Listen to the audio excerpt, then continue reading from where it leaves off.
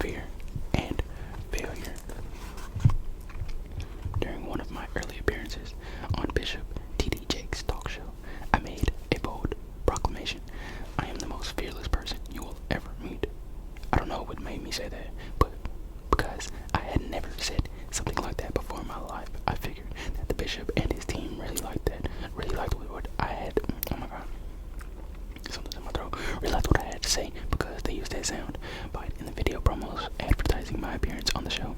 But here's the real deal. I am afraid a lot. I was afraid to pursue my talk show because I thought it might not work out.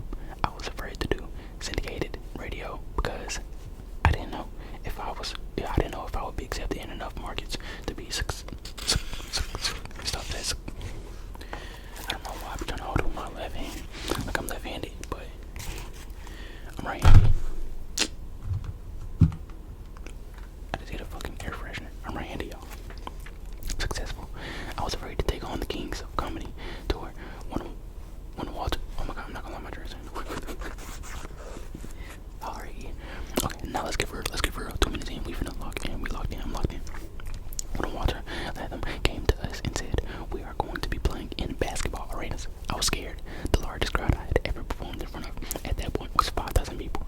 And that was on a good night. When I interviewed President Obama, I was terrified because I didn't want to blow it. Before I did, Bishop Jakes Megan Thee Stallion, Mega Fest. I thought I was third for 3 nights in a row.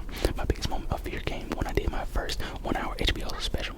I had never been more afraid of anything in my entire career. The Bell Auditorium in Augusta, Georgia was completely sold out. Goddamn. And I was positioned backstage behind a sheer curtain, waiting for the show to start. My heart was beating so hard that I could literally see the pocket square in my suit rising and falling. If you look closely at the footage from the special, you can see my hands glistening with sweat. Sweaty hands.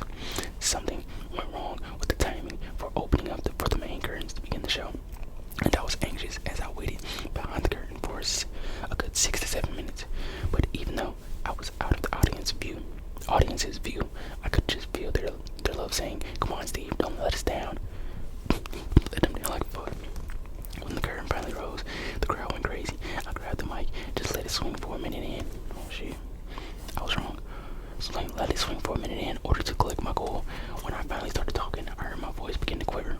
What the fuck, Dwayne? I just kept praying, "Lord, please calm me down. Come on, Lord. This is my only HBO special. Please, God." And guess what? About 15 minutes in, I said, all my nerves disappeared, and I was hot as smoke. What the fuck? That set became one of my best specials to date. What I learned from that moment is that when you face your fears, they aren't as big as you thought they were. That's real. That's real. That's real. What makes them big? What makes them big is when you don't turn around to face them head on. The longer you avoid your fears, the bigger they grow in your mind. As I stood behind that malfunctioning curtain, I kept thinking, "Lord Jesus, look at all these people." The longer I stood there, the more I realized that I could keep worrying about the 2,400 people in the room and fail, or I could just go out there and I could actually win. It really just comes down to deciding whether you want to win or lose. Damn, that is real. I like a fucking astronaut right now, but just call me Neil Jude Armstrong. Failure is part of the process. Most people fail because they become paralyzed by their fear. You have to choose: am I going to face my fears and go see what my life? Oh my god, that is fucking right. Am I going to face my fears and go see what my life can really be? Are you going to face your fears and go see what your life can really be? I'm asking you. Shit. Or am I going to be? But no, that's real. That's a real ass question. Or am I going to be succubus? Am I going to be succubus? That's what he's about to say. Oh shit, no, it wasn't. Am I going to be succumbed to my fears and do exactly what I've always done? When you go with the ladder, and when you go with the ladder, you've set yourself up for failure yet again because you don't even attempt to win. How many times do we allow ourselves to avoid getting things done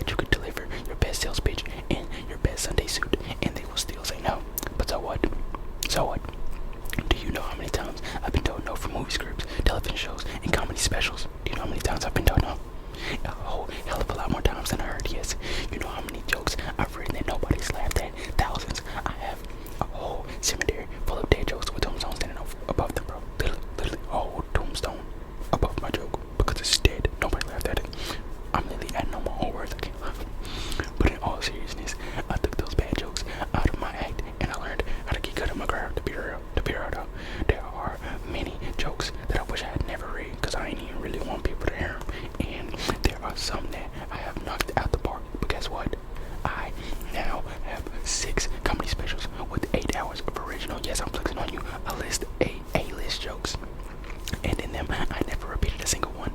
You want to hear something shocking? 85% of small businesses in the country fail within the first 2 years. 85%.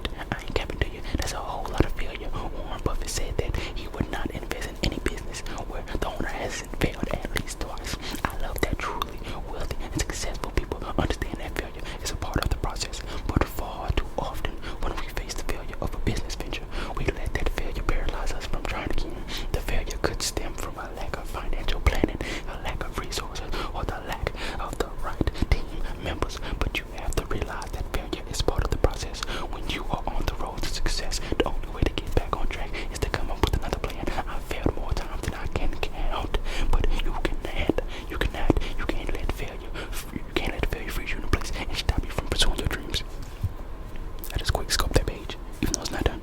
The bomb in Charlotte. When I was doing stand-up comedy full time, I quickly learned that the hardest night is not your first one. It's that next page. I kind of like reading this book for y'all. Somebody said they was ready for part 2. So, I don't have to get chapter 2 out. Damn it, I forgot the last word I read on the last page. Sorry, that's how bad my memory is. It's that night when you have to go back out there after you've had a really bad one. I had an experience like that during the first night of the original King's Comedy Tour in Charlotte, North Carolina. My mother had just died, and my mom just wasn't there. In addition, I had just finished a live comedy special, but I was so messed up that I didn't even watch it. Each of us Kings was supposed to do a 30-minute set, but Zach got up there, did a 47-minute fucking set. Bernie's set got so good, he stayed up there for a whole hour, and I told him to do 30-minute sets.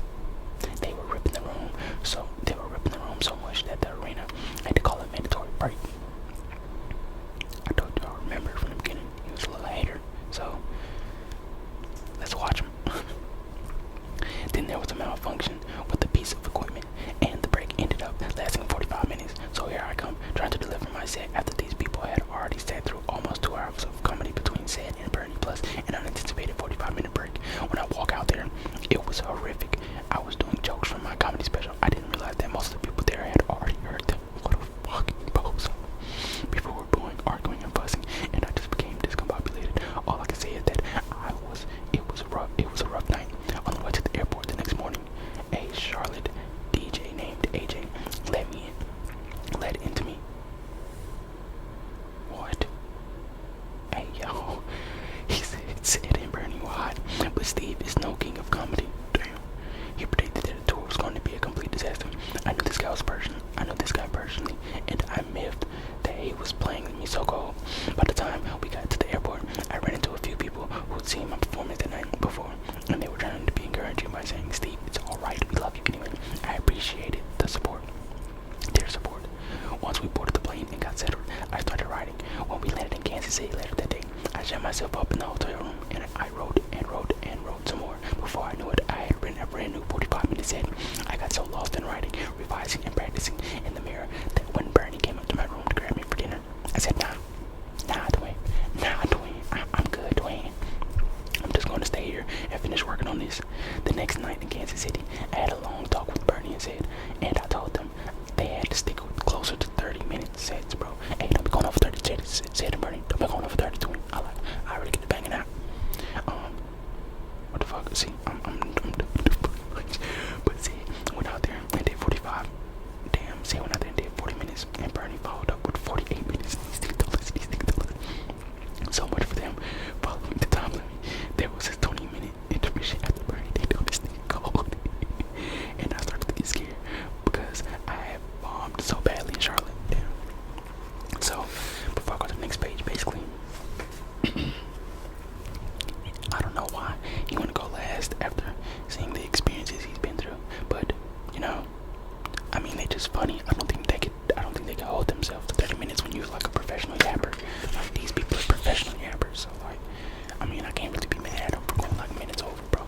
You don't know what time it is when you get to running their mouth. Like, when I'm on this camera running my mouth, bro, I don't be remembering how much time on the camera. I just end the video at a certain time and shit. The time be the time, but that motherfucker be going, man. I swear to God, I can't do no 30-minute limit either. When I finally got up there, I killed it. I left the stage that night and every night for the next years with a standing ovation. Our first 2 nights in Charlotte and Kansas City helped me to begin looking at failure differently.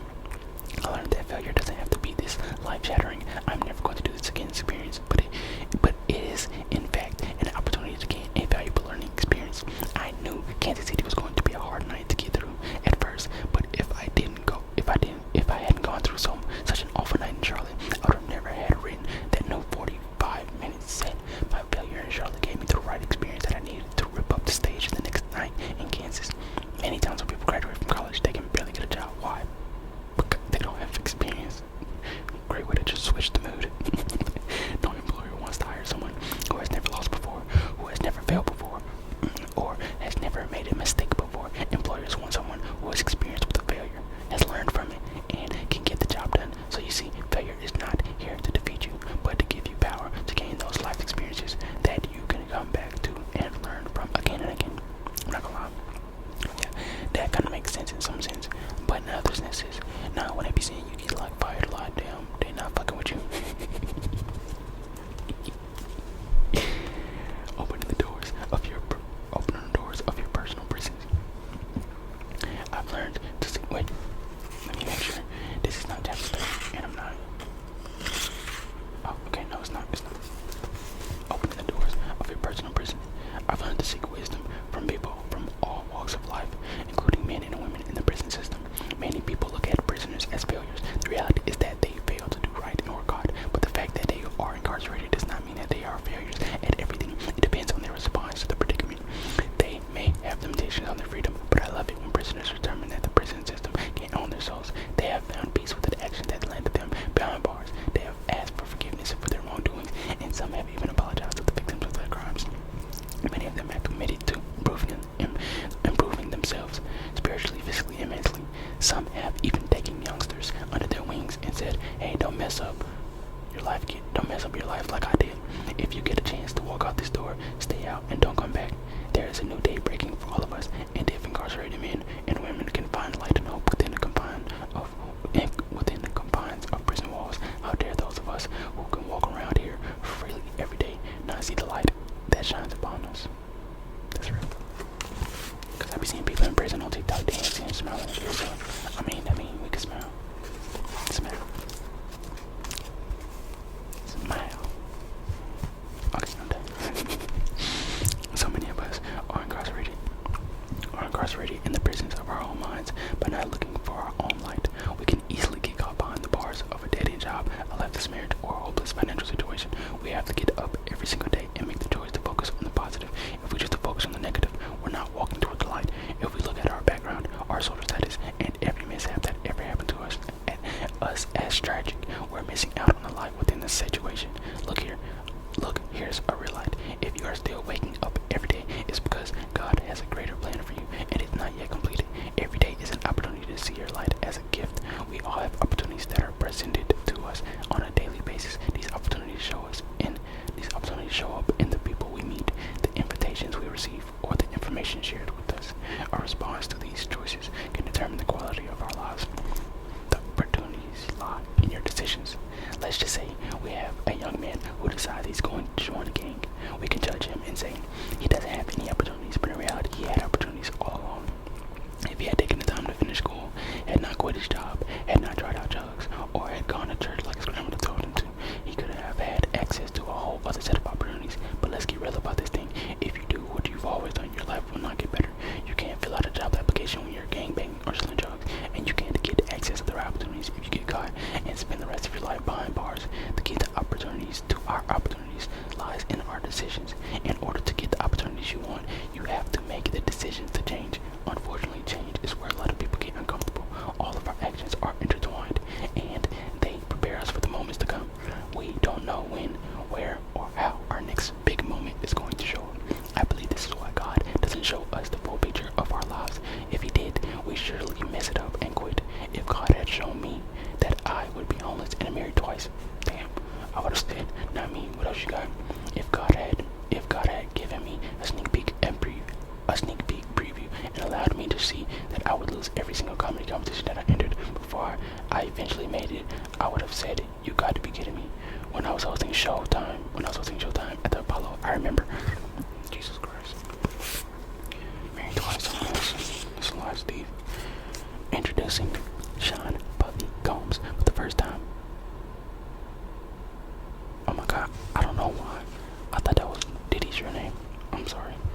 Isn't his name like Buffy or something? Bro, what the fuck? I'm tripping. Introducing Sean. Buffy comes for the first time. He comes walking out on the stage with these two fat dudes who I'm trying to do it soft spoken. He comes out walking on stage with these two fat dudes who I later learned were Biggie Smalls and Little C's. And I said, what in the world are these guys going to do? These dudes aren't even singing. I thought they were going to make it. But Sean comes back the next time after he had signed his deal for the Bad Boy Records, and then he had a whole army of people with them decked out in the Bad Boy basketball jerseys. I look at all the times I've seen people fail and then make it back. Anyways, they make it anyway. I look at my own record and how many times I failed, but failure is such a huge part of succeeding. If only we'd understand the necessity of failure. You can't win until you lose. When you look at great, oh my god, I just about get myself a fucking paper cut. When you look at great like Michael Jordan, you have to realize that he didn't win 6 championships by only winning. He had to taste defeat many times. I no longer look at failure as failure.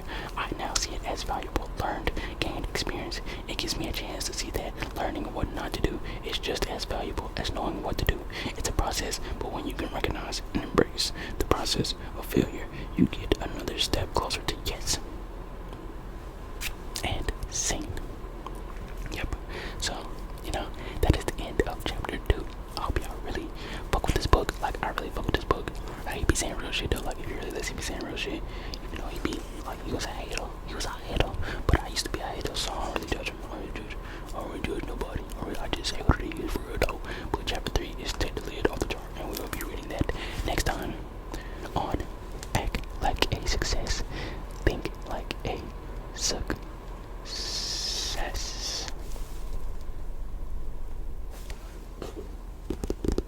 You're probably gonna see that on the cover of this video. Oh, I like my rings. It's a snake and it's some skulls.